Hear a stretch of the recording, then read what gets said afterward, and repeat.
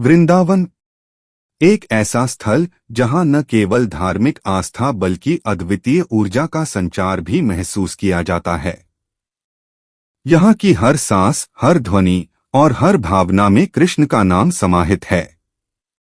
लेकिन क्या आपने कभी सोचा है कि वृंदावन की इस आध्यात्मिक ऊर्जा के पीछे क्या रहस्य है? क्या वाकई यहाँ कोई विशेष ऊर्जा है जो हर किसी को कृष्ण के प्रेम में बंध जाती है? वृंदावन को लेकर कई धार्मिक मान्यताएं हैं, लेकिन आधुनिक विज्ञान भी इस स्थान की विशेषता को समझने का प्रयास करता है। वृंदावन का पर्यावरण, यहाँ की ध्वनियाँ और यहाँ के धार्मिक अनुष्ठानों का सम्मिलित प्रभाव एक खास प्रकार की ऊर्जा का निर्माण करता है। इसे हम सामूहिक चेतना का प्रभाव कह सकते हैं, जहाँ हजारों वर्षों से भक्तों की आस्था और भक्ति ने इस भूमि को एक ऊर्जावान केंद्र में बदल दिया है। साइंस के अनुसार जब कई लोग एक ही विचार या भावना पर ध्यान केंद्रित करते हैं तो वहां एक शक्तिशाली ऊर्जा उत्पन्न होती है। वृंदावन में यह ऊर्जा कृष्ण के प्रति प्रेम और भक्ति में परिवर्तित हो जाती है। यह वह ऊर्जा है जो हर व्यक्ति को यहाँ आते ही एक गहरे आंतरिक शांति और भक्ति की ओर खींचती है। वृंदावन के मंदिर, विशेष रूप से बांके बिहारी मंदिर और इस्कॉन मंदिर, न केवल धार्मिक केंद्र हैं, बल्कि ये आध्यात्मिक ऊर्जा के संचार के केंद्र भी हैं। यहाँ पर होने वाली आरती, भजन और कीर्तन जैसी धार्मिक गतिविधियाँ सामूहिक ध्यान और प्रार्थना की शक्ति को बढ़ाते हैं। यह एक प्रकार का आध्यात्मिक आवेश है जो भक्तों के दिलों में कृष्ण के प्रति गहरे प्रेम और श्रद्धा का संचार करता है।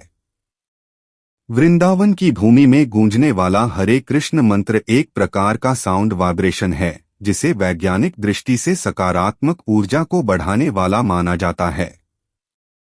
यह ध्वनि तरंगें हमारे मन और मस्तिष्क पर गहरा प्रभाव डालती हैं, जिससे मानसिक तनाव कम होता है और आत्मा में शांति की अनुभूति होती है।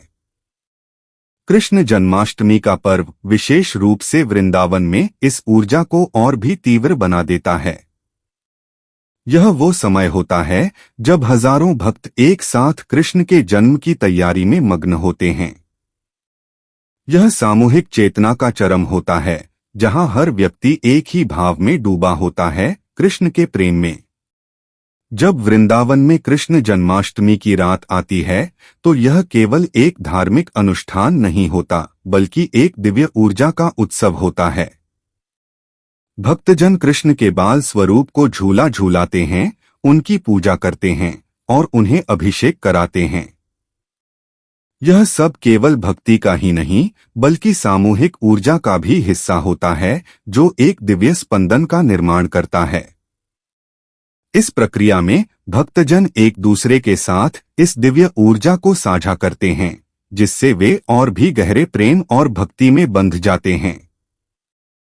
विज्ञान कहता है कि जब मनुष्य एक ही उद्देश्य और भावना से जुड़ते हैं तो वे एक गहरे मनोवैज्ञानिक और आध्यात्मिक अनुभव का हिस्सा बन जाते हैं। वृंदावन में यह अनुभव कृष्ण के प्रति अद्वितीय प्रेम और समर्पण के रूप में प्रकट होता है। तो इस कृष्ण जन्माष्टमी पर, चाहे आप वृंदावन में हो या दुनिया के किसी भी कोने में, इस दिव्य ऊर्जा का अनुभव करें। अपने दिल को एक मंदिर बनाएं, जहां कृष्ण सदा वास करें और उनकी प्रेममयी कृपा का आनंद लें। आखिरकार कृष्ण का प्रेम और आशीर्वाद तो सबके लिए है, बस आपको उसे महसूस करना है। हरे कृष्ण। आपको और आपके परिवार को कृष्ण जन्माष्टमी की हार्दिक शुभकामनाएं।